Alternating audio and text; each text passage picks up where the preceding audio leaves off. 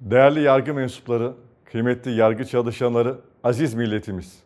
Adalet Teşkilatımız ve yargı camiamız için yeni bir adli yıl başlıyor.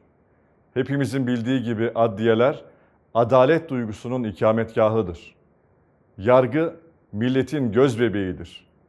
Adalet mülkün temeli, adaletin temeli ise insandır, insan hakkıdır.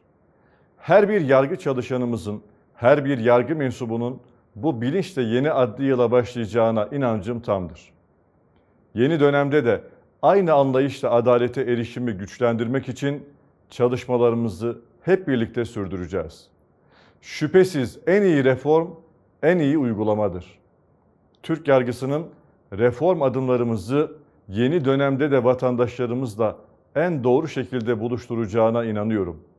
Bu vesileyle ülkemizin her köşesinde milletimize adalet dağıtan tüm hakim ve savcılarımızın, avukat meslektaşlarımızın ve çok değerli personelimizin adli yılını kutluyorum. Adliyenin kapısı adaletin kapısıdır anlayışıyla bu kapıdan giren herkesin adalete gecikmeden erişeceği bir yıl olmasını diliyorum.